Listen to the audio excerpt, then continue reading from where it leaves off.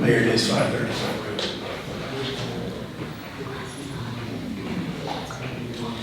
Okay, I'd like to call the meeting to order. This is the work session for Bella Vista City Council for February 17, 2026. First item is review of the minutes. We had a couple different minutes, a special meeting on February 3 and the regular meeting on January 26. Anyone have any comments about those so far? Okay, we can study those more until next week. Next thing, unfinished business, is an ordinance mandating the Bella Vista Advertising and Promotion Commission to publish and indefinitely maintain approved commission meeting minutes on its official website and for other purposes.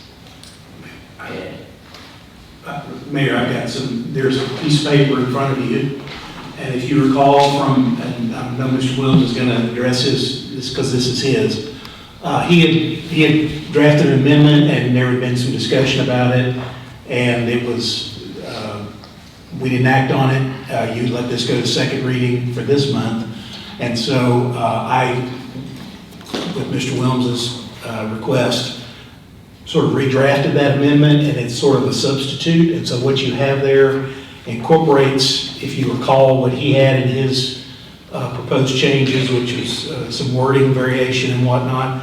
I sort of just reworded that and made it a little more legally sound, not to change the intention of the meeting there. And so I assume Mr. Williams is going to want to move to amend when we get to the regular meeting next week, but that's what this is, and I'll certainly going to turn it over to Mr. Williams. It's his amendment. He talked about all that. Okay, yeah, Larry, did you want to explain it? I appreciate Attorney Kelly doing this.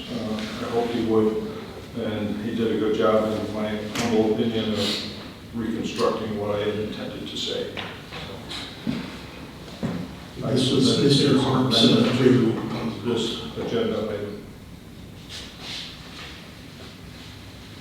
I mistakenly spoke over you. I'm very sorry I did that. I submitted it as an amendment to the agenda item. Okay, well, and so there'll be a procedure at the meeting. You can move to amend. There'll be a second and a vote.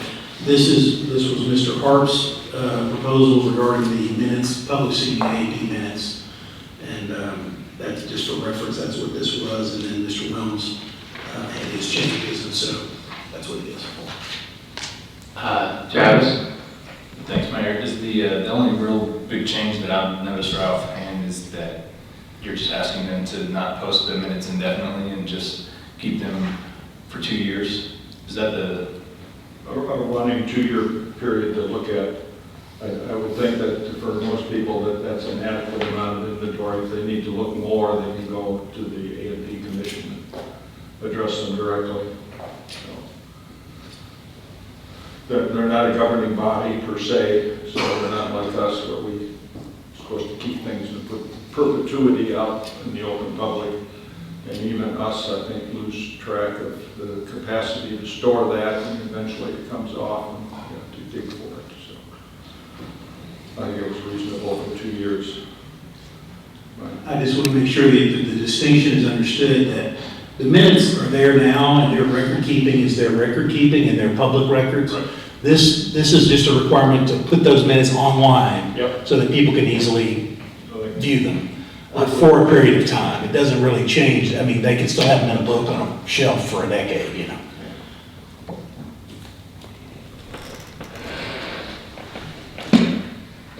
Okay, so anyway, I guess you all can think about that until next week.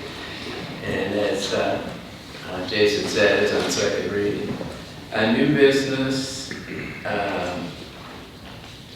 we have a resolution awarding bid and authorizing the mayor and city clerk to enter into a contract with Superior Automotive Group in the total amount of $43,990 for the purchase of one Chevy Silverado 1500 four-wheel drive pickup for use by the Planning and Development Department. Tana, did you want to speak about this?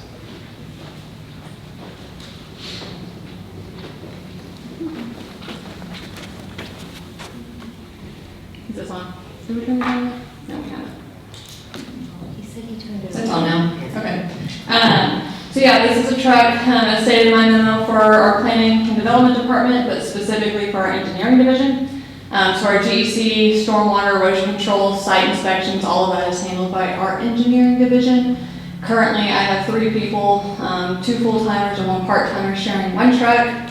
One of them is full-time in the field, and so that's making it quite difficult, so that our other inspector can do the pre-permit inspection, so she's kind of having to borrow trucks and or other vehicles right now, so she can do that and keep issuing the GECs on the front end. And so this was already in the budget, you guys approved it with the 2026 capital budget, no amendment is necessary. It's under budget, we budgeted 45,000 and just under 44,000, so saving a little over 1,000 in the budget on that item, so happy to take any questions. I guess my thought is if one person's going to drive this, do we need a full-size vehicle? Can we use a Colorado size version, which is an intermediate size, which can be equipped the same way, I'm assuming four-wheel drive and a whole bunch of other things, four-passenger and crew cab. These are the standard vehicles for our fleets that we have. So we just did a standard bid for the same ones that we're already using.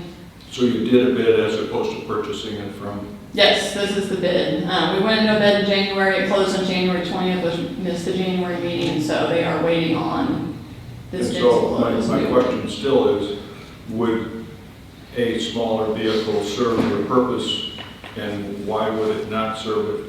Because it would reduce the operating cost. You should have better mileage, gas mileage, you should have lower maintenance costs, should give you the same service life. And if you're only having mostly one person in it all the time, is it a crew cab or is it what kind of cab? It is a crew cab, the standard fleet vehicles crew. Okay. So the question is still whether a smaller size vehicle making it more economical for the city to use. We would have to put this out to bid again, Okay. because the bid was only for a standard fleet vehicle. Well, yeah, the standard fleet vehicles come in all those sorts of sizes and shapes. So my question is that we're maybe paying more for something that we don't really need because you can get by with a smaller vehicle at less cost, lower operating expenses to the city. That's my question. Yeah, I think she was just going by, what was standard with the city, and there's different schools of thought on this. I noticed that there's a little bit of a prejudice by our people that, by experience, they found that the vehicles last a lot longer when they're a little bigger, have a little bigger engine, and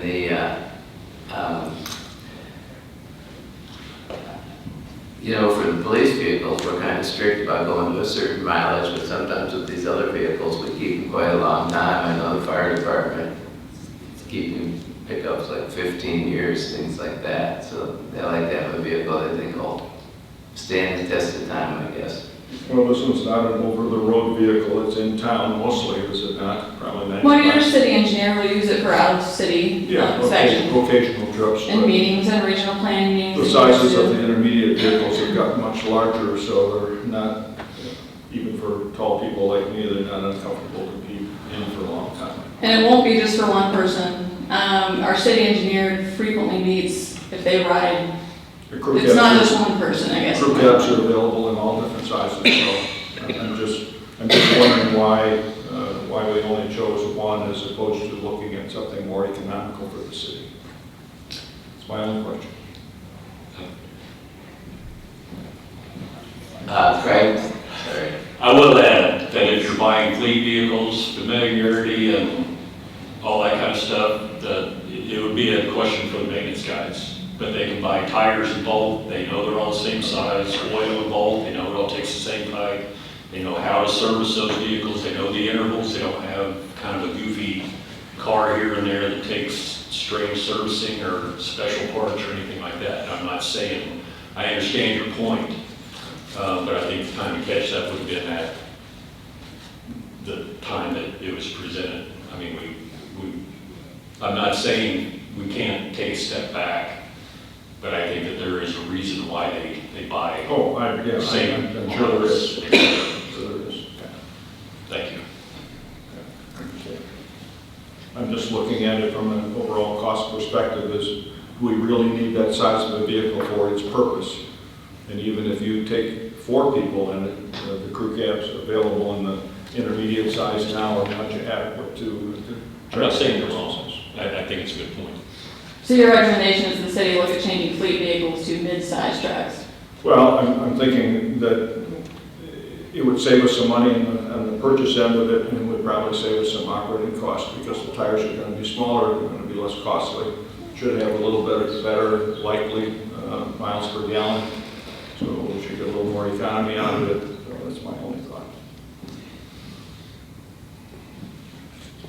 It's up to the rest of you. Wendy? Mr. Williams, do you know what the price of a new 2025 Chevy Colorado is? I have no idea. I didn't do the bidding on it. I think it was a little Google. It's within the same price range, pretty close. It's about 40,000, 41,000. So it's just based on the quick internet search. The bid could be totally different, but just wanted to put that out there as well. You'd have to take the specs for what they have furnished with the vehicle. Is it four-wheel drive, yes or no? And some of the other attributes, is it got a cover in the bed, all those kinds of things. And so I'm not sure how to spec. I didn't go through the packet, quite honestly. But Karen, I don't know if you have any thoughts from our vehicle maintenance people. I do know for the vehicle maintenance side of things, the more consistent the vehicles are, the more likely we are to have that part on the shelf, so that it reduces the downtime if we do have to make any type of repairs. until you had more of these in the fleet. Well, it's pretty similar to what we do have as a city fleet. Understand? Travis? I support looking into the future, maybe finding an alternative vehicle that's more affordable or better miles per gallon, but this is already in the budget. I also kind of did you a favor and came into this thinking you wanted a Tahoe, so I feel pretty good about the pickup truck.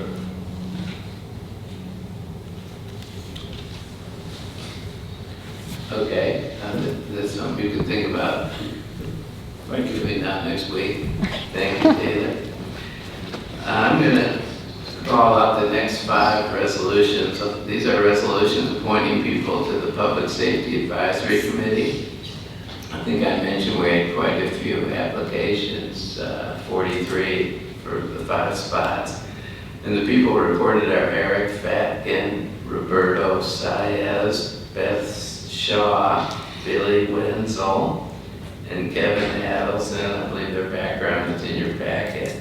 And I'm not sure which, I know Kevin's here. You want to stand up, Kevin? I don't know if anybody else is here of the 5. So that's Kevin Adelson, he's very active in the community. Wendy? Just the applicants and the people who got chosen, I am so just tickled pink. They are so exceptionally qualified and a very range between physicians and retired police and fire and military personnel. And just, I am so excited about the future for this. Thank you for serving. Travis? Yeah, I'll kind of piggyback of what Wendy already articulated, but I was pleasantly surprised. I was real disappointed at first when I was told that none of our police or fire applicants had been chosen. And then after I saw the appointments that you've made, Mayor, I was really impressed and look forward to this advisory board coming together and giving us their opinions on those matters. So I look forward to this. And also, I think we got lucky by having just really good people in our community, so that's also helpful. Yeah, it's nice that so many people are willing to serve on these different committees. It's very encouraging. Shay? I just wanted, looking at, I believe there's 5 appointees, but I believe I'm only seeing 4 listed here, so I just wanted to make sure if we're missing one, that we get that lined out before next week. Well, there's 5 on the. No, I think there's 5, B, F, and G, H, and I. Yeah. Great. Okay. Wait, is I not JD? Is that? J is JB. I think I'm looking right at it. Oh, Okay. So that was a problem. Oh, what's yeah, on we the have board yours. is not the. Okay. Yeah, I'm sorry. That's all right. I just wanted to make sure. Sorry. I don't have a printed version today, so I wasn't looking at this. Paper copy on your website has them all. Okay, great. Yeah. Just wanted to make sure, as I wasn't seeing it there. Thank you. Yeah, thanks. one actually is a resolution for appointing J.B. Portillo to the Planning Commission, and she wanted to mention to me, as you know, she comes to meetings a lot, and tonight she's working on the election, so she couldn't be here when she was nominated, so she wanted to be sure I mention that. The other appointee is another one who's being reappointed, and it's Clayton Sedberry. Clayton, you want to stand up? So, we're happy to have him back, and both those two have been very good about showing up and doing a good job on the commission. So, let's see, then we have some appointments for active transportation, and that is Kenny Williams. You want to stand up? And he's been a director of Pedal It Forward for the last 5 years. I'm not sure he had a resume attached, so I wanted to be sure to mention that. And then Abby Seidel. She's an appointee, I think. And then Isaac Merriman is a repeat. He's one of our 2 student appointees. So thank you for coming tonight. We appreciate that. I did want to mention one other thing on the appointment area that's going to be on for next week. And I just hit the attorney with this at the last minute, so I have to do a little research, but I was going to resign from the A&P Commission, and I had the idea of having Anna Isbell on it. And one of the reasons for that is when she first started, she asked me about it. She has a marketing background and was interested in it.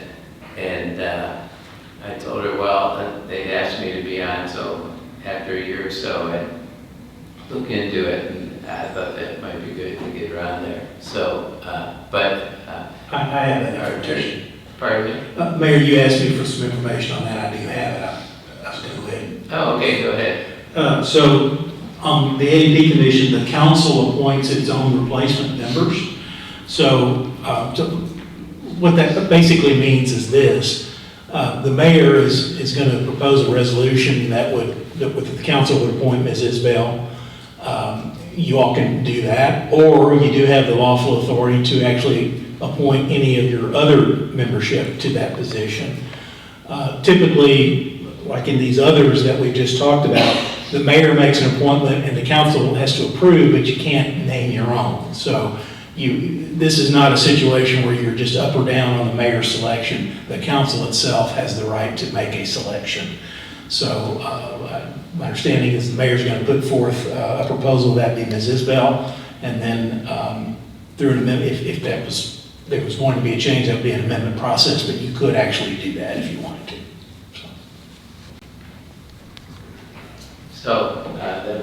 But since it would be next week, I wanted to bring it up today. I want to blindside people, right? Shay? Thanks for letting us know about your plan. I would just say that I'm open to if other council members express an interest in it. I obviously don't want anyone to feel shut down, but I personally appreciate Anna's willingness to do it, and I'm not personally interested in seeking that seat. Okay. Anyway, I wanted to give you a heads up that something would be on next week, and wanted to mention that. Now, the next item is a discussion item O, and status of electric meters, and I was going to have Taylor talk. I just want to make sure, I think several of you know what the status is, but I want to make sure everybody's up to speed and what the status is on that issue. We had an applicant submit a appeal of the zoning administrator's interpretation of what an electric meter is. That met the March 9th deadline, and so that will be going forward to a public hearing in this room, March 9th at 4:30 p.m. with the Board of Zoning Adjustment, where the BZA will determine what an electric meter is, basically. Either whether that's overturning my interpretation of what it is or setting a definition of what it is. So, after March 9th, we should know more. What time did you say? 4:30. In this office here. Yep, right here. March 9th at 4:30 p.m. Yeah, the Board of Zoning and Planning are quite consistent that they always meet here, so it's at 4:30. Second Mondays at 4:30. And the next item is 2025 Planning and Development Department Report, which is also by Taylor Robertson. Yeah. We might have to restart it, that's what I was worried about, it would probably just jump back, you want to click the, drag it by, but yeah. So this is the video I made, for the Planning Commission, thought I'd share it with you guys. So yeah, we had 3,909 applications reviewed by my department staff in 2025. It was quite a bit, considering we only have 11 people. Most popular is 998. Too short of 1,000 GECs for 2025 with over 1,500 GEC reviews by one full-timer and a part-timer. That's up 12% compared to 2024. And compared to 2020, that's 61% increase. So between those 5 years, we've seen a 61% increase in that application alone. Looking over our inspections, which also saw a increase, 5,661, or an 18% increase compared to 2024, giving us a whopping 787 new house single-family permits we issued, 24% increase to 2024, 89% increase to 2020, with over 1,000 zoning reviews done by planning staff. Honorable mentions, we had over 600 STRs, over 500 fences, our minor variances, walls, door-to-doors, and right-of-ways fell short as well. Can you pause right here? I kind of want to take some time on this slide real quick, but these are the highlights of the Board of Zoning Adjustment, and the Planning Commission. They hosted 24 public hearings in 2025, not including all the work sessions they have as well, and special work sessions, additional meetings that we had for the code reform. So just the meetings that we noticed the public on our website and the newspaper, and we put the signs up, we had 24 of those. Some non-single family project highlights to call out, of course, is the Oz Trails Bike Park, the Owl Commons Master Planned Community, the Razorback Greenway Extension, which also had an extension, Campfire Ranch, that was an administrative project that was reviewed. It was small enough that the site could be reviewed by staff. Town Center East, I do have another update on that. So, spoke with the property owner last week. I gave the mayor an update, I think on Friday, but Town Center East, the infamous wall that faces City Hall or 71, the property owner, CCI, is waiting on their board to approve the contract with their contractor. And so the new date that I've been given by the property owner to break ground and start work is by the end of February. I asked him if he foresaw any more extensions, because we can't give any more extensions once he hits June, which we will not be getting there, he reassured me. But I asked if he expected anything to be taking place in March, and he said no, this should be it. All I'm waiting for is all the board members to approve this contract, so they can get going. Domino's Pizza is bound to start any day. That is going to be a very short turnaround project. They were giving us like finish dates of this summer, so that will be a quick build. I will be amazed if it happens that fast, but they were pretty confident that's the time that they're looking at. VA clinic is still moving forward. I've been asked about rumors that it's not moving forward anymore. It very much is. They're getting the easement and private approvals from our member, our friends over at the ACC and the developer. So that's still moving forward, and I just wanted to make sure that everyone in here was aware of that. Now you can hit play. Thank you. And then looking forward, I also want you to pause on this next slide too, once it makes it through here. I gave myself plenty of time to talk, but I always go longer than what I gave myself. You can pause here. We also in 2025 created our first ever GIS database. So if you've checked out our website, go to the planning and development page on the left-hand tab, you'll see Bella Vista GIS. And so this is basically just an informational base that we are building every day. We're adding more information to it. So hopefully at some point it becomes a one-stop shop for anything city related for development. So whether that's zoning, of course, which is what it's mainly the host for now, you can go in there and search your address and see what it's zoned as, and then it will be hyperlinked to the code once it's codified in Unicode. That way people can just automatically direct to what development or zoning requirements they have in that zone to their property. If future land use plan, the master street plan is also built into it, so again, they can see what is currently adopted by you all, and what basically affects our decision-making every day. And then we're also working on uploading infrastructure into it, so where the water lines are, where the sewer lines are, so that way any development situation can just go there, look at it, and we'll update it on a continual basis so you can see what exists in the city. We were also awarded 4 grants, 2 from the Walton Family Foundation and 2 from RDOT through Regional Planning Commission, to do 2 major planning projects starting this summer, late summer, early fall, depending on when we get the release from RDOT, but that is the 71 planning study, reimagining 71 from Bentonville all the way to Missouri. That will also include a 30% plan on a localized area within the city on 71. And then, of course, our Trails and Greenway Master Plan is over 10 years old. It's time to update that, so we got a grant to update that as well. Speaking of other major projects that are included on this, I did want to get an update because I've been asked by a couple of you what is happening with the Blowing Springs Greenway Extension Phase 2. That project was submitted and it was never approved. There were some issues with drainage, and so the applicant has been working on getting funding for that. And due to the storms that happened last May, it was put on the back burner because they ended up put a lot of funding into the trail situation that had happened after the storms.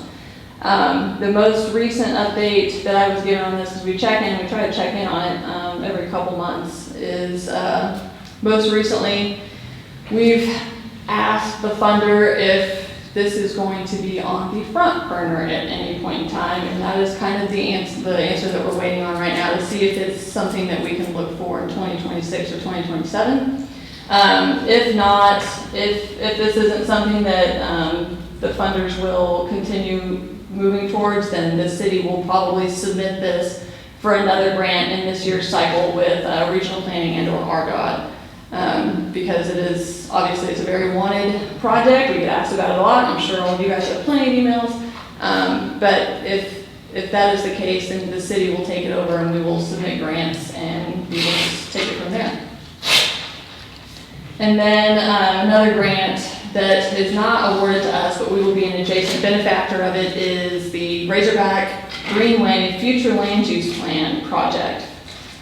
So for the last year, I have been working with the other regional planners as well as the planning directors within the cities that touch the Razorback Greenway, like Johnson, Fayetteville, Bentonville, Rogers.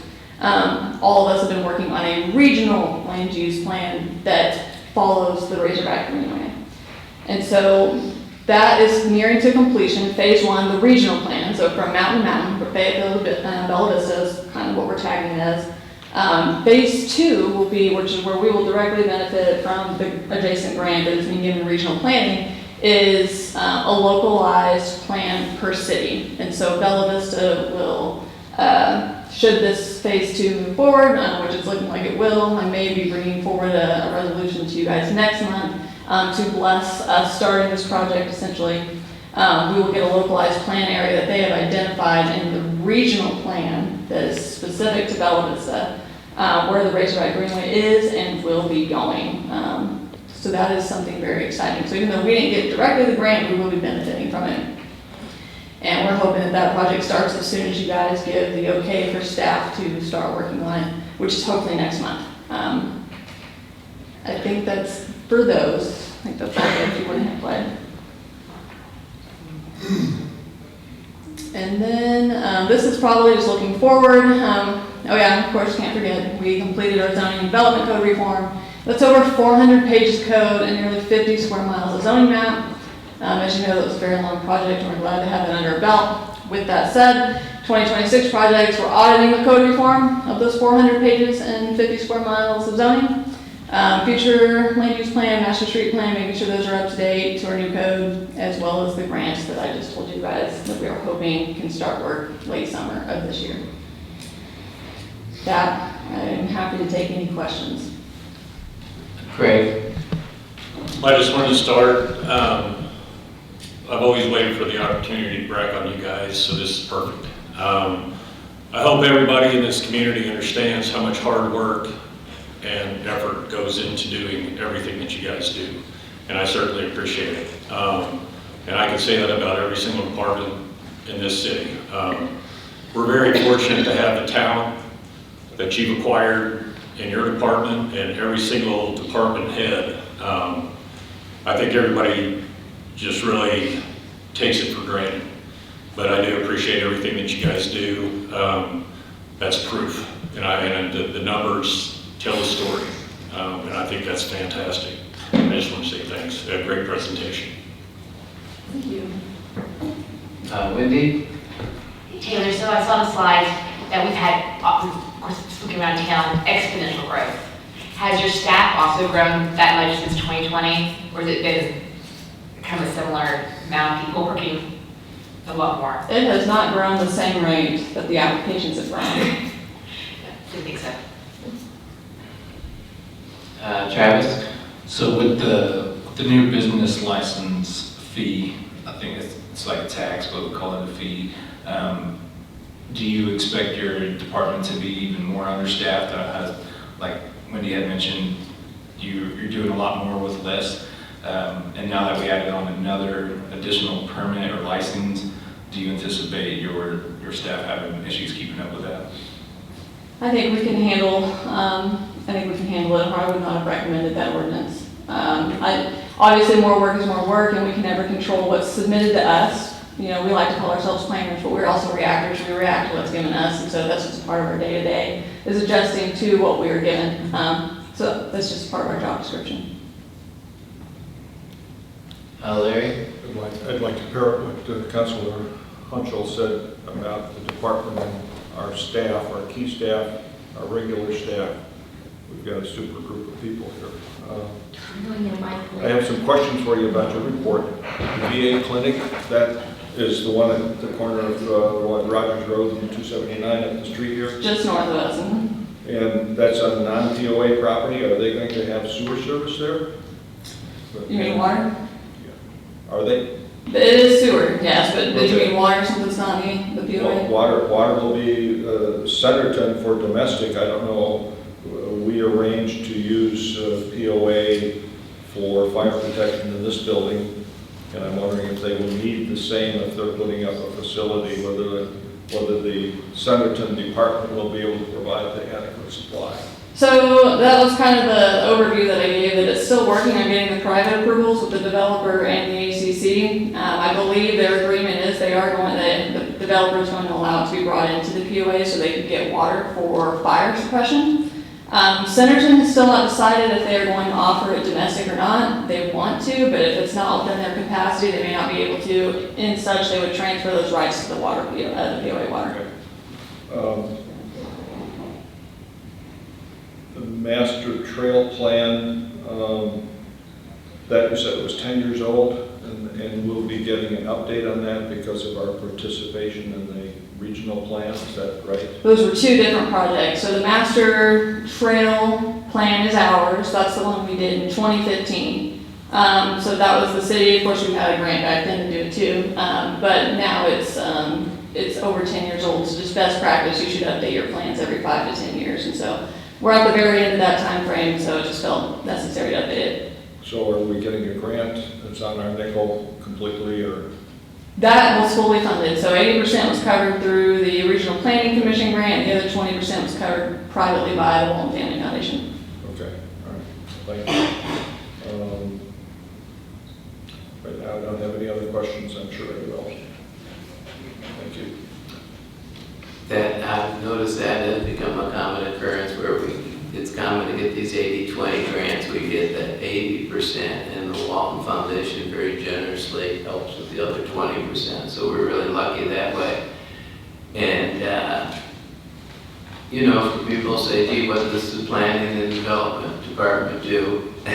I think the answer is lots. I mean, it's just unbelievable the year they just had. I think it's incredible. I have one more question. I believe that the POA water utility may have done a section corner survey some 15 or 20 years ago.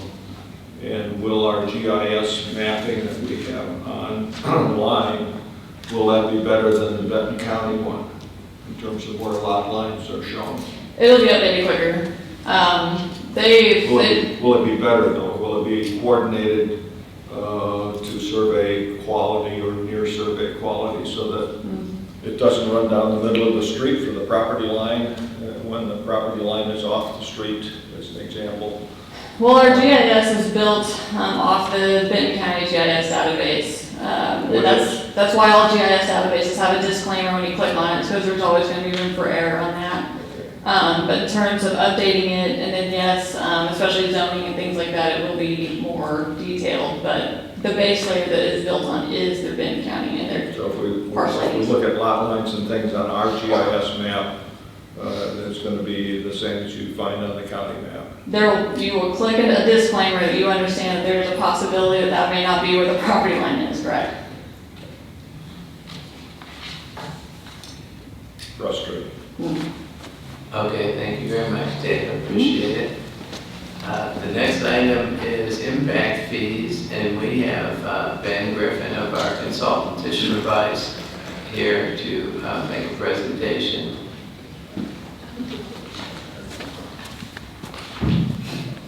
Mayor, council members, thanks for having us out tonight. So I'm going to give you sort of a high-level overview of the impact fee update. Feel free to ask any questions along the way. If you were not involved in the last impact fee update, or you just don't remember all the ins and outs of impact fees from that, please feel free just to interrupt and let me know your question, and I'll try to walk you through it. So the question is, do we have an impact fee charge for new buildings and new development to cover our road damages? So you cannot use impact fees to repair, replace, rehab any existing infrastructure. You can use them to add additional capacity. And that the discussion of roads was brought up in the last update. And the idea here is you have a lot of roads that need repaving or replacing, but the impact fees again can't be used to fix an existing deficiency. It needs to add new capacity. So you could have an impact fee to add new streets, but you could not have one to repair or replace the existing. What about reconstructing the streets that the developer left us as being shoddy? Basically, what I tell people, if it starts in the letters RE, we probably can't use an impact fee for that. So repair, replacement, rehab, anything like that, we can't use the impact fees for that. Titular Vice suggested to us pretty early on, actually, we raised that, and I knew you'd be interested in it, Larry. They directed the attorney and I to look at the fee in lieu approach if we wanted to try to do something about roads. They wouldn't be able to do it in the impact fee context. So have you done a fee in lieu of in other cities for transportation or road damages or road repairs or maintenance or whatever? We have not. You have not. Yeah, A fee in lieu is a totally different Yeah. legal animal than an impact fee. Impact fee is because of the impact of growth and addition to the city. Fees in lieu are when you have a developer that has a particular city requirement to improve a public infrastructure like a street related to their development. They could pay a fee in lieu of doing that, which could go into a fund which would pay for certain things that could go for existing infrastructure. I know that I won't be popular in saying this, but we have a lot of impact by all the new construction that's happening in the city on our existing roads. And so the question is, can we as a council adopt a fee specifically for road? What we're saying here is that it can't be an impact fee because it's not related to new growth. It potentially could be a fee in lieu of a development requirement, but anything other than that would probably be a tax and have to be approved by the voters. So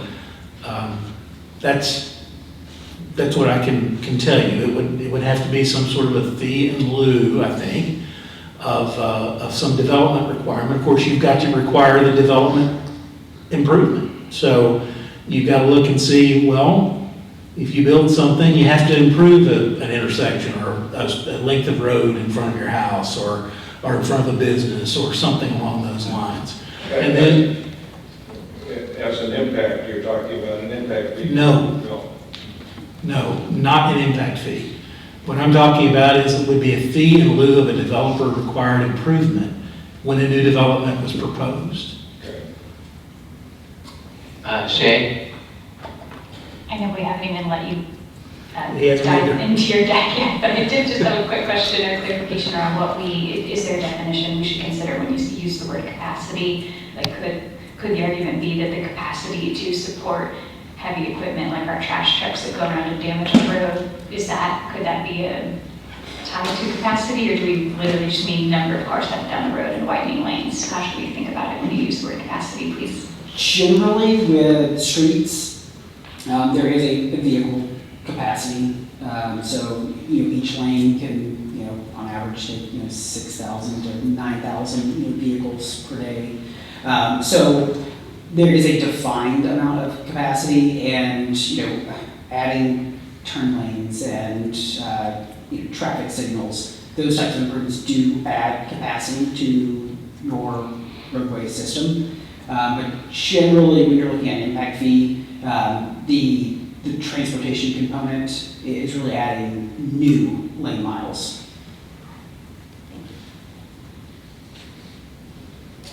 All right. So Chiefs with Ice, we've been doing impact fees and fiscal analysis, things like the growth planning for 4 years. And more recently, we have started working with other communities in Arkansas.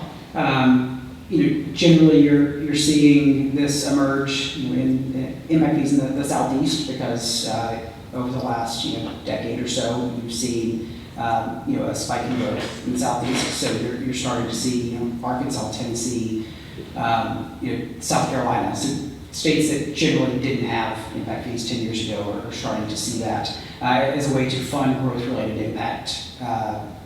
And instead of passing that on to existing development, you can charge new development for that when they come in and pull their permit to say, hey, this is your growth-related capital cost, so we don't have to pass this on to our existing residents. Excellent. So impact fees are one-time fees generally collected at the time of the building permit or when you pull your water meter. I do believe in Arkansas it can be at closing. But generally it's before someone takes ownership of that new structure, they're going to pay an impact fee for some amount of capital infrastructure. Can't use impact fees for operations, maintenance, repair, rehab. It needs to be new capital or recently constructed capital that essentially has excess capacity. So water and sewer are great examples of that. If you oversized a plant, you could use impact fees to pay out the debt related to that excess capacity. There are 3 things we have to prove with impact fees. So impact fees need, or an impact fee study has to prove need. So part of that is looking at, are you still growing? And if the answer is yes, then we sort of move on to that next step of need. And do you have infrastructure needs? So if you say, yeah, we need additional fire stations, we need additional parkland, that sort of starts checking those boxes. But then when we look at those projects, we want to make sure that there's system level improvements. So something that's going to provide a benefit throughout the service area and not a project level improvement. So a great example would be, if you had a street fee, you wouldn't want the fee to include turn lanes into a new shopping center because that's only providing a benefit to that shopping center. They are the reason that you needed that. So that's a project level improvement. But adding additional lanes to that arterial would provide additional system-wide capacity. So again, we're just making sure that any sort of project that we're including provides that system level improvement and not just a project level benefit. Then we start talking about benefit. So benefit, we look at 2 two approaches. We want to make sure that the fee payer is geographically close enough to receive a benefit from paying that fee. So, if you were a huge sprawling city, so Phoenix is a great example, you probably need to cut down the city into smaller service areas because you may not receive a benefit from an improvement on the other side of the city. The other part of the benefit is we want to make sure that you're spending your money in a timely manner. So in Arkansas, you are required to encumber the money within 7 years of the date of collection. So that doesn't mean you have to build everything within 7 years, but if you're building a new fire station, maybe you're purchasing the land with the money you received in years 1 and 2. And then maybe in years 3 and 4, that money is going towards design. So there are ways to stretch this out, but that money does need to be encumbered from 7 years from the time you receive it. And every year of receipts, that's a new 7 years. So just making sure that you're spending money in a timely manner. Also, we need to make sure the fees are proportionate to demand. So you'll see in the fee schedules, there are a couple residential categories, there are a few non-residential. Different land uses have different demand for infrastructure. So we want to make sure that we're using demand indicators that are proportionate to the actual demand from different types of development. So a long way of saying we're going to have different fees for different land uses. Right, next slide. I have a question real quick. Sure. Is Bella Vista large enough to have to separate, fees for distance? Not quite. If you had a water and sewer fee and you had different pressure zones because of elevation changes, that might trigger it. But generally, no, you're not going to be big enough to really need separate service areas. Okay. All right, so there are 3 general methodologies we use in impact fees. They look at points in time. I briefly discussed, sort of paying back the cost of excess capacity. So that's cost recovery. We're looking to the past. So it's something that exists today. You built it in the past, but you've got that excess capacity and you want to use impact fees to buy into that excess capacity. If we look at the present, that's an incremental methodology, so we want to maintain the existing level of service. So the number of acres of parkland per person, or the square feet of police facilities per person. So we can take today's level of service and just maintain that going forward. That way, if essentially you're not overcharging future development, because one really important thing with impact fees is you can't charge future development for a higher level of service than existing development receives, unless you have an outside funding mechanism. So, issuing debt. That's a pretty good example. And in that situation, you might say, well, we're here today. We want to be here. So how do we get there? Well, you can issue debt, raise that level of service. And this is essentially a plan-based approach, which is the final methodology, where you say, okay, maybe we're deficient today, but if we issue debt, we can raise that level of service, and then we can charge future development this higher level of service because we are now providing it to all development. Again, just making sure that we're never charging future development for a higher level of service than existing development receives. So any questions with the methodologies? Okay. All right, next slide. We also need to look at credits. So the first one is really easy. That's a site-specific credit. Essentially, in this case, a developer may construct something that's included in the impact fee study. All you're going to do is give them a credit against their impact fee. The other two, debt service or dedicated revenues, that's handled within the impact fee study. So essentially, you say, hey, look, we want to build this, but we know that future development is going to generate revenues used to build the same improvement. So maybe property taxes, sales tax, things like that. So we include a credit in the impact fee study to reduce the proposed impact fee to offset those future revenues generated by future development. So questions related to credits? Okay. All right, so this looks the next 10 years. basically what it's saying is, this is how we think you'll grow over the next 10 years. The most important thing here is the 2025 base year, because that's what we use to calculate the existing level of service. So we look out 10 years. On the residential side, we're looking at the previous 5 years of residential permit history. And so the thought here is, you'll grow in a similar manner as how you have been growing.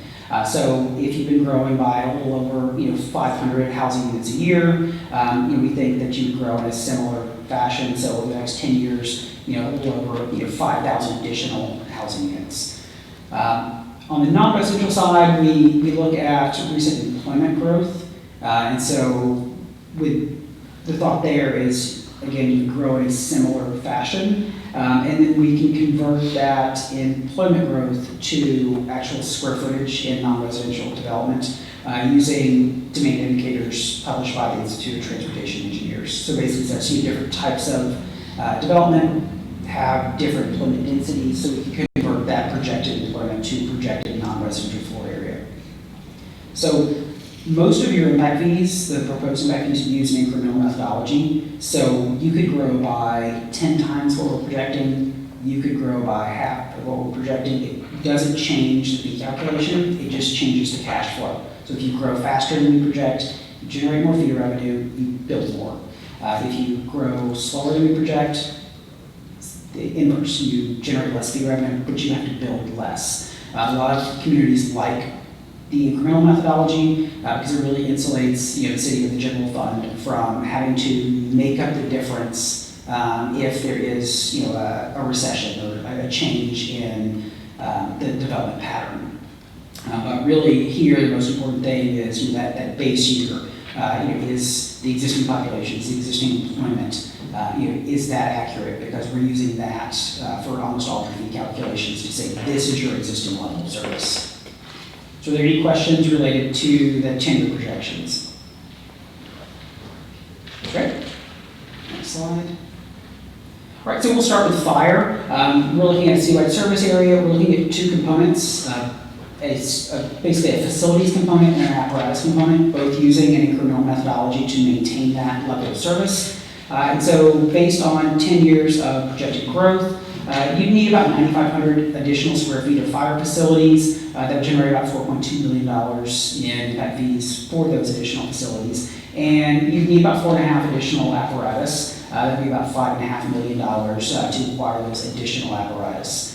It's important to note that this is a replacement of existing apparatus, it's expansion of the fleet. Again, with an incremental methodology, we're maintaining the level of service, so it doesn't say you're building a new fire station, you're buying these apparatus. It's saying you need additional square footage. So it may be building a new fire station, but it may also be adding bays to existing fire stations. The incremental methodology gives you that flexibility to respond to where growth is actually happening in the community. And so if you have a lot more development on one side of town, it allows you the flexibility to say, okay, well, we're going to put most of our impact fee dollars over here to add capacity to serve this spike in growth. All right, the next slide that will show the proposed fire fees. So essentially what we're doing here is just taking that cost per person, that cost per vehicle trip, we multiply by the demand indicators. So for residential, it's going to be the number of persons per housing unit. That's calculated based on census data. For non-residential, that's going to be the number of vehicle trips generated per 1,000 square feet of floor area using those ITE trip indicators I mentioned earlier. So essentially it's just the cost per unit times the demand units for residential or non-residential. So you can see that this shouldn't surprise you. These costs keep increasing. Construction costs are increasing. The cost to acquire new fire apparatus. I'm amazed every time I see that updated number. But most of these fees are increasing, and what I tell a lot of communities across the country is even if you have the exact same level of service right now as you did in your previous study, we know that construction costs have increased. We know that the cost to acquire an apparatus has increased. So even if you have the exact same level of service, your fee would increase just to offset those cost increases. We do have a credit in here for the sales and use tax bond, so it's, offsetting part of this increase, but, we are seeing an increase across the board on residential and to your office and institutional uses on the non-residential side. We are seeing a slight decrease for retail and industrial. So any questions with the fire fees? Okay, so next up, this just shows the projection of impact fees. Essentially, because we're using an incremental methodology, your fee revenue should be similar to the, your expenditure should be similar to that fee revenue. I said to the, $4.5 million for facilities and $5.5 million for apparatus. Again, because it's incremental, it's just maintaining. So what we're showing on the left side, those are potential fire facilities and apparatus that you can use your impact fees to fund, but you don't have to. Again, you can use it on anything similar, but it just needs to be growth related. All right. Next up, we have library. So citywide service area, using incremental methodology for the collection materials. So based on 10 years of residential growth, you need about 15,000 additional collection items. That would generate about 341,000 to fund those. And the next slide should show the proposed fees. So not a very big increase here. And then the next slide should just show the revenue and expenditures. So essentially, the revenues equal the expenditures because we're using that incremental methodology. Yeah, Shane? I noticed here that unlike the fire fees, we're not accounting for any kind of square footage here. Is there a reason why? I'm actually not sure. We could use impact fees to fund the actual footprint. So I'm part of the foundation board for the library, and the city does not own the building, the foundation does. And so if the foundation gifted the building or sold the building for $1 or whatever, we could implement the impact fees for that expansion. Unfortunately, we have not done that, in my opinion, and so that part falls on my foundation.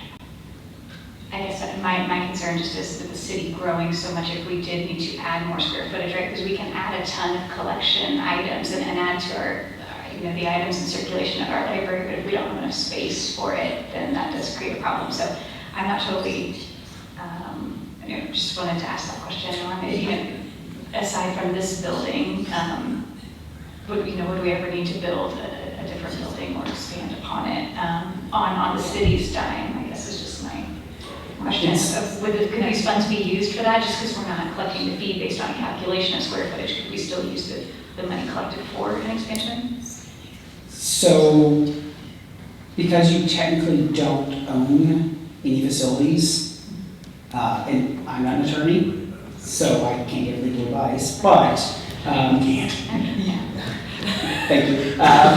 Yeah, so this is based on the collection materials that you own. Now, you could use a plan-based approach to say, hey, we technically don't own any facilities today, but we want to. And then say, all right, well, this new facility is going to serve everyone citywide and allocate the cost. But essentially, you're saying, because we have no level of service, if we look 10 years out, well, that increase in growth is the growth share. The other part is what existing development has to fund. So essentially, helping issue debt to fix that. But if you bought a library for $1, you have an instant level of service, and it's much easier to have an impact fee.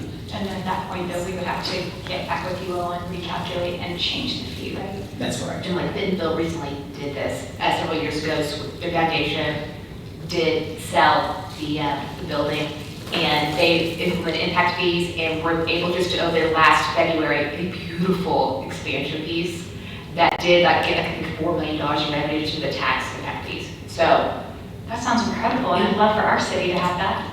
agreed. A question that I have is, I don't know, Councilor Kelly, Do we lease the library building? Is that how we make? Yes, we have a long-term lease with the foundation for the building.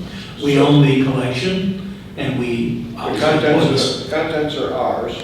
Yes, sir. I'm assuming. Yes, sir. But the building is theirs and the land is theirs, and so we pay them, what, a rate based on the amount of area they provide?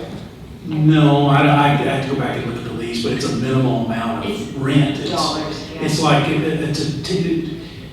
it's just enough to support the lease agreement, basically.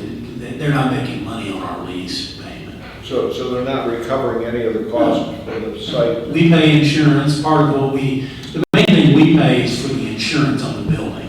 I'm thinking That's our financial stake. If we had a lease agreement and they do an expansion, our lease costs would go up, and so would that be an eligible cost for No. us to consider? Your No. insurance cost might go up. And they did do an expansion, and the lease didn't change.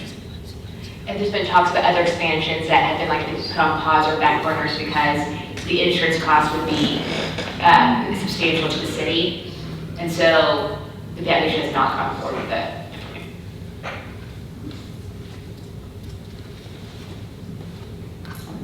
Any other library questions? All right. So next slide, police. Again, citywide service area, we're looking at 3 components this time. So we have a facilities component, which is plan-based, and then we have a vehicles and equipment category, which is incremental. With the plan-based component, we're saying it's a different level of service than you currently provide. And so we're looking at, a special operations facility. It's about 3,700 square feet. Generate, a little over $1 million over the next 10 years toward that facility. For vehicles, to maintain that level of service, you need, about 23 additional vehicles. So expanding your fleet by 23 vehicles, generate about $1.6 million. And then for equipment, 85 units or about $117,000 in costs related there. All right, next slide should be the fee schedule. So again, just looking at, an increase compared to your existing fees, which again, the price to acquire a police vehicle is more than it was a few years ago. Construction cost of facilities is higher than it was a few years ago. So it's not surprising that this fee would increase compared to your current fee. All right, and the next slide is just some potential projects, and then the revenue generated from impact fees. You do see that that difference between what's projected in your total cost is because it's that plan-based approach on the facilities component. So questions with police? Okay. All right, and the paved pathways fee, this is a citywide collection area. We're using an incremental methodology to maintain the existing level of service of paved pathways. And so you would need about 1.2 miles over the next 10 years, and that would generate about 1.2 million in impact fees. The proposed fees assessed only to residential development. On the next slide. And so this one, it's not a substantial fee. It's actually to residential and non-residential. About $200 per single family unit to about $150 per multifamily unit. All right, and the next slide should be the revenue projections. So again, because this is incremental, the revenues are essentially equal to the expenditures related to paved pathways. All right, and this shows the fee summary. You can see, average single-family unit is going to be about $2,300 compared to your existing fee, about $1,100. So essentially doubling the current impact fee. Again, because costs have increased, it makes sense to see this fee increasing as well. And then I think the final slide is a comparison to some of your neighbors.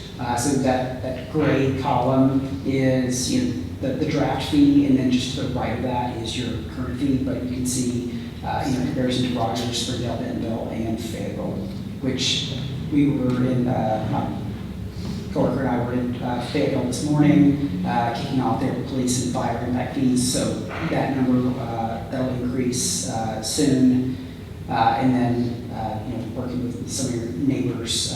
So there are a lot of impact fee updates right now, and for the most part, it's because this area is experiencing, pretty aggressive growth, and, costs are increasing. So where we might see, communities opening every 5 years, it's sort of trending towards every, 3 to 4 years, just to keep up with the changes to the growth projections and the costs. Right, and I believe that was the final slide, but I'm available for any questions or comments. I had a question. When you list the numbers for a multifamily, is that for each unit? Mayor, yes, that would be per unit.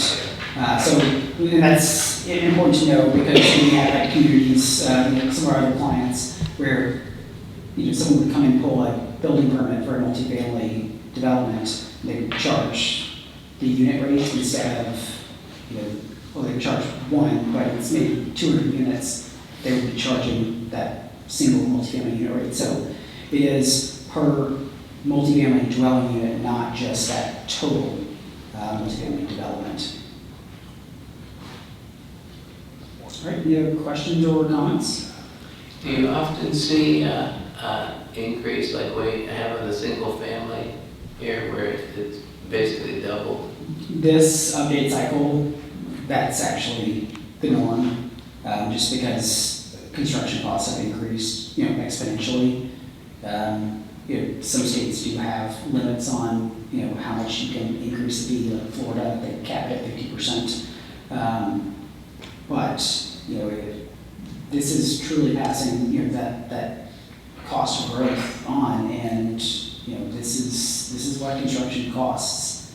And, I think your persons per housing unit is pretty similar to your last study. So this truly is, you have a similar level of service, you have similar occupancy factors. So it's just that, passing that higher construction cost along to new development.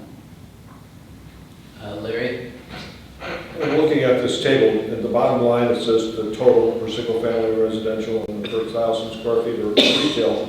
When I look at the current Bella Vista, the proposed draft numbers, and then when I look at Bentonville, they're way above us in terms of single-family units, but way below us in terms of commercial.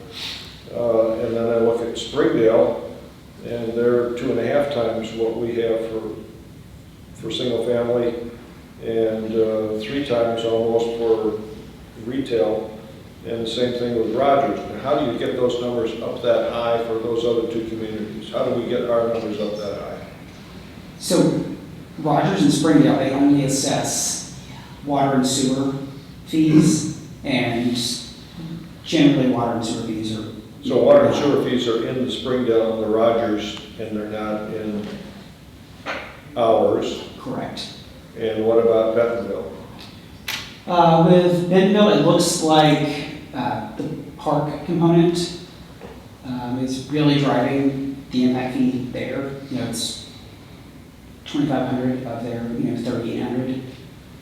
So that's really what's driving their fee increase. Non-residential, I'm not sure off the top of my head what's causing that, but it could be that more of the cost in Bentonville is shifted towards residential development, and so it's reducing the share that goes on. It's passed on to non-residential development. So if we were, in Bella Vista, we're unique because we don't have a water system, we don't have a wastewater system, the other communities do. So those are in their numbers, but not in ours. Correct. So to look at the case per case, we would need to add the cost of our POA water and our village wastewater company charges for sewer into each of these 2 categories to figure out where we sit in relation to them. If that's a capacity fee or impact fee, yes. If it's just a connection fee, then that wouldn't be, a good comparison. But even, comparing a fire fee to another city's fire fee, it's not always an apples to apples comparison, because, what if, one is sort of heavy on new facilities, or they have a much higher level of service compared to, you with, maybe you don't have as many apparatus.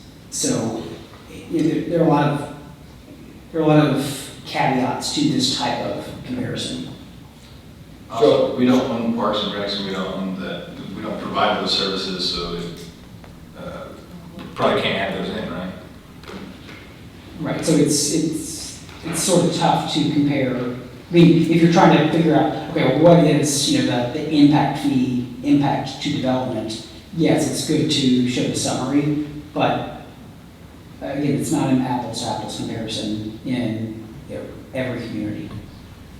And really quick, I think you mentioned it already, but just to clarify that this fee is paid at the time of closing, is that what I heard? I believe it's paid at the time of closing.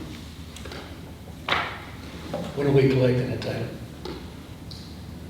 I believe at the time of issuance. It can be either, I've got to go back, I have to go back and Closing look is at it. the latest you can pay it, but every community is a little bit different.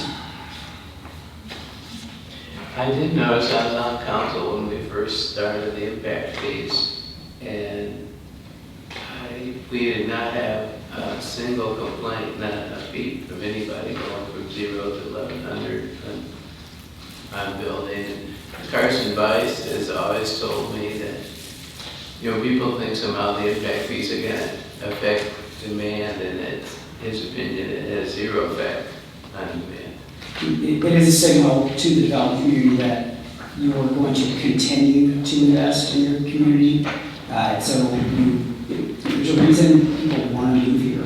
And, without capital improvements, you start to erode that, quality of life that you provide. So yeah, it is a signal to the development community, hey, we're going to continue to make these improvements. We're not going to let, that sort of level of service decline. So on the collection issue, we are collecting at the time of application.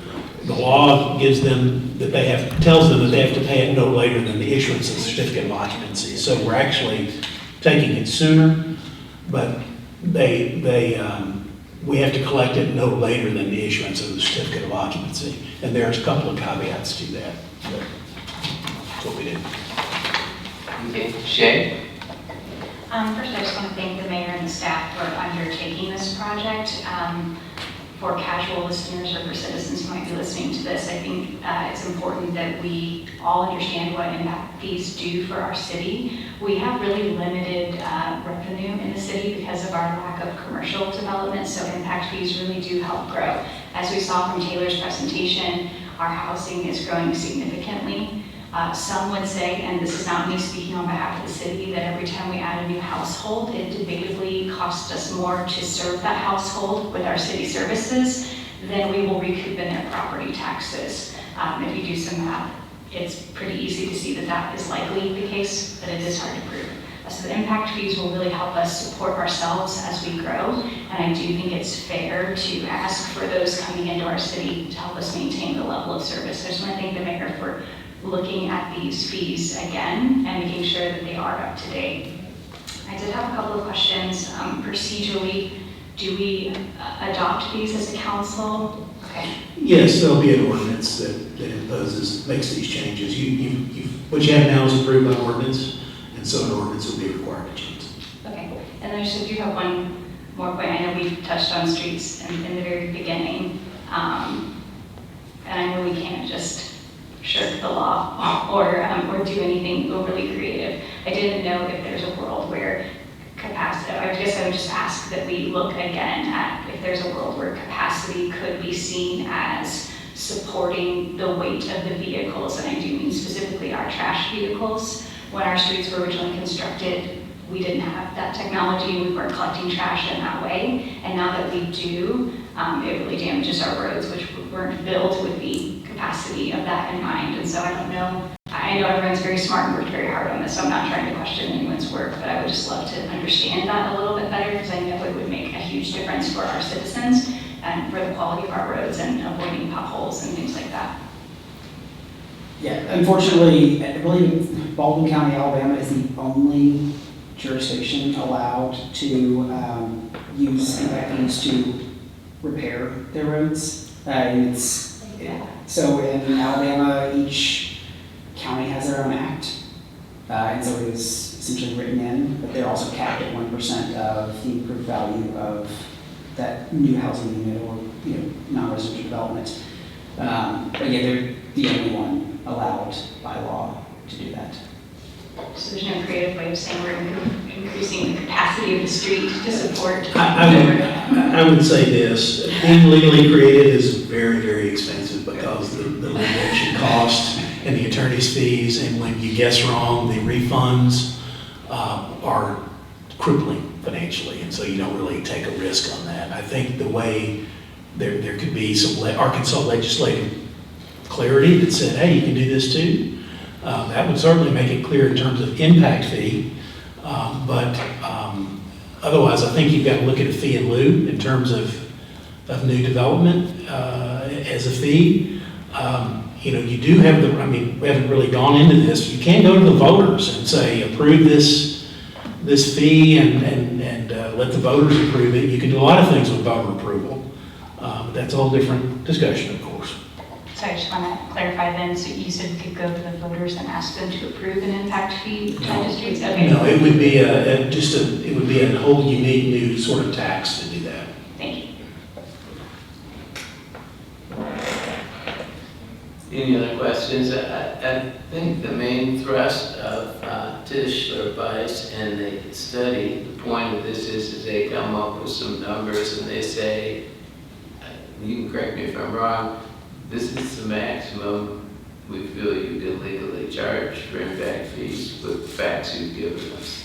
I think that's the point of the study. That's These are the numbers, so we can charge this or less. We can't charge more.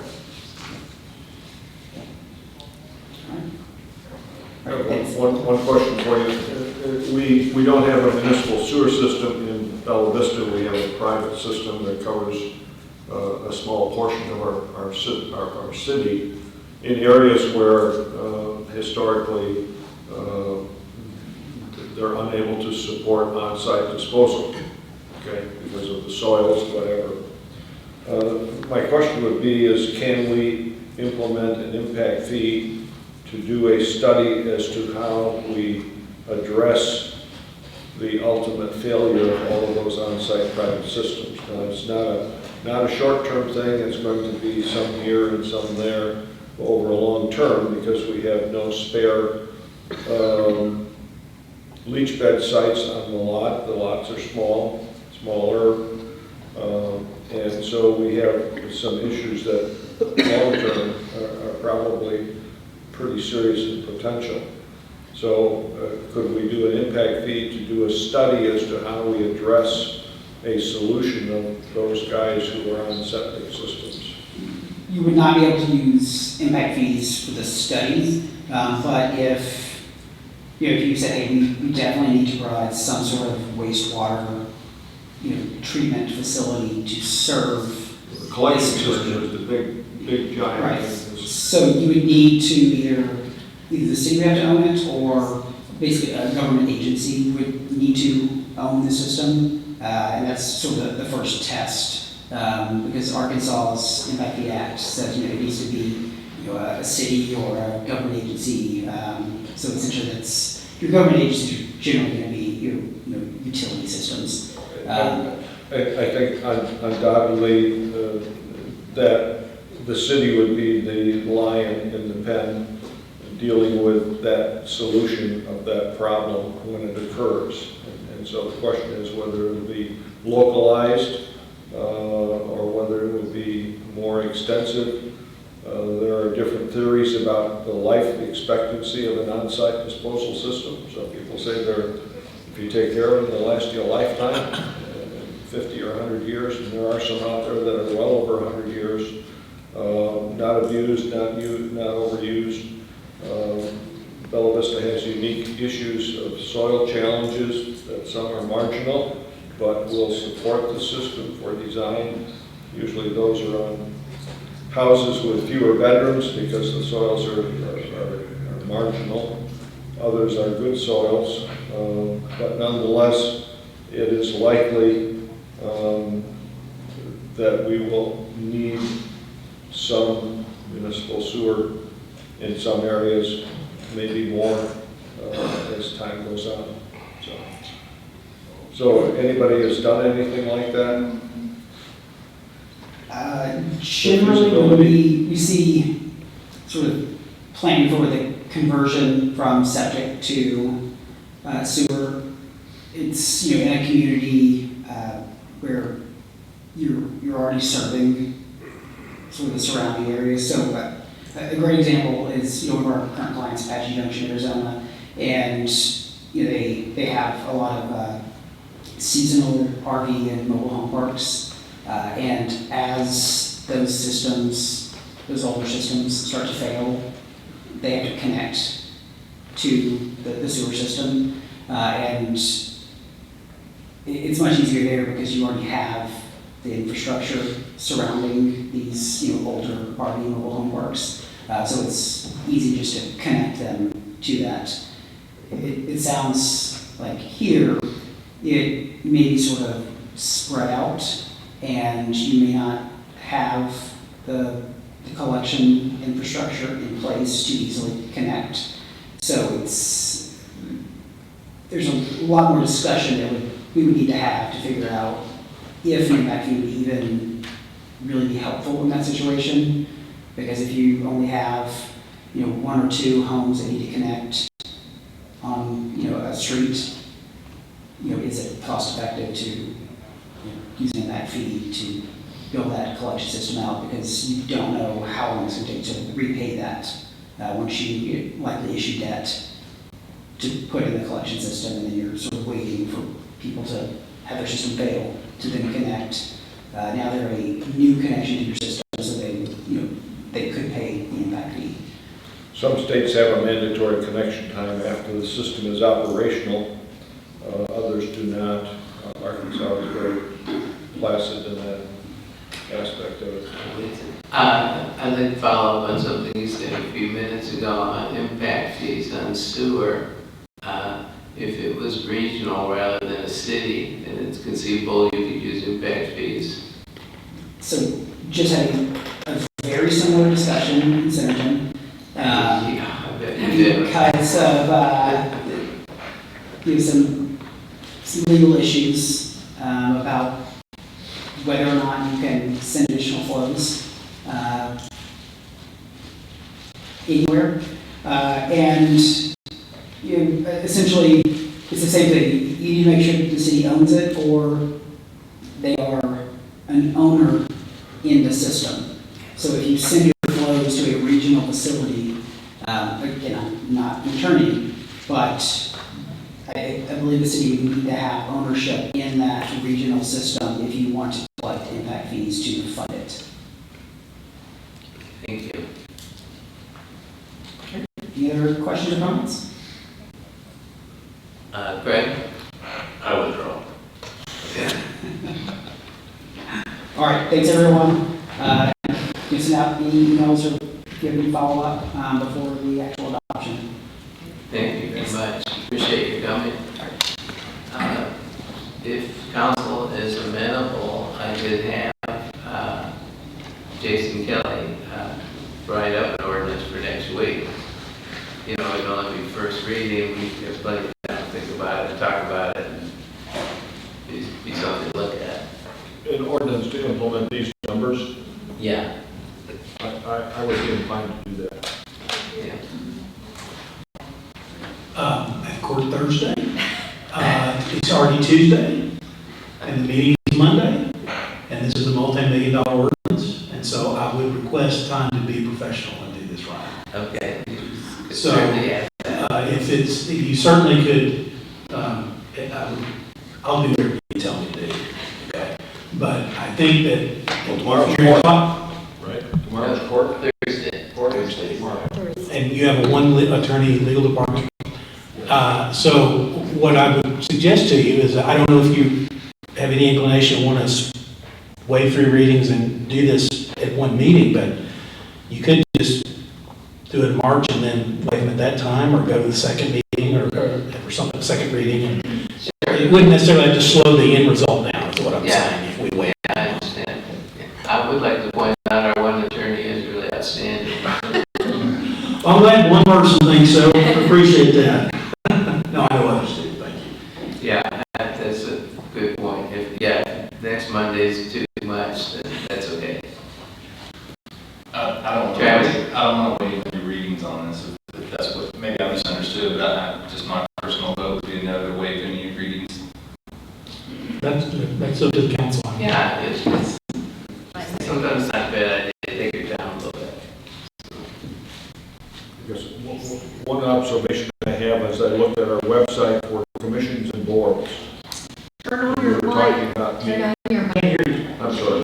I looked at our website about commissions and boards, and I found it to be very interesting. Travis brought it to my attention to the issue with the minutes for the A&P commission, and only 3 of the 7 boards and commissions really list when they meet. And so some of them say, as an example, the council is an advisory board to the city council and the mayor, and strive to foster a community in Bella Vista with no date or time or anything how often they meet. Another one says we meet quarterly, but they don't say what month or what day of the week in the month that they meet, like the 3rd Tuesday, 4th Friday. So I find those to be interesting, and I would encourage the staff to follow up with the leaders there and add that information to our website. I think it would be beneficial to our community residents to be able to go to a meeting if they chose to, without having to try and research it, because they would know. As an example,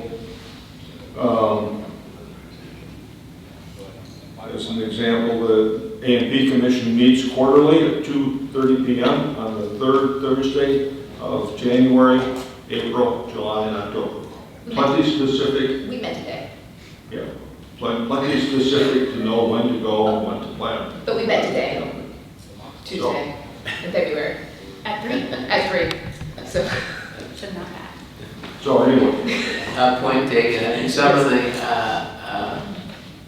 boards are a little bit flexible depending when members can make it, but even if that's the case, we could put a notice up on the website or whatever. yeah, something to, People will notice. yeah.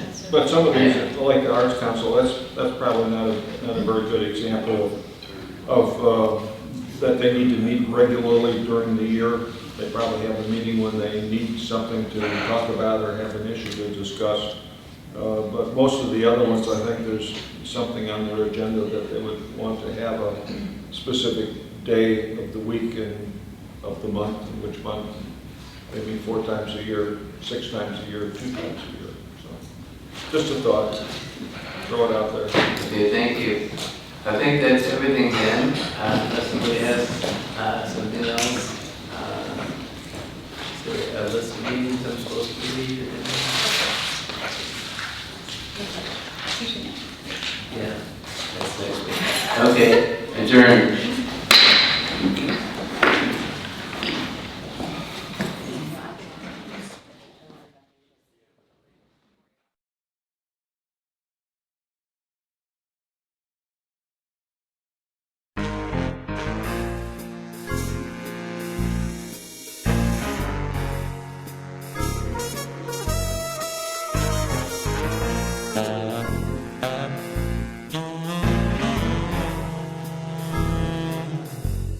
Thank you.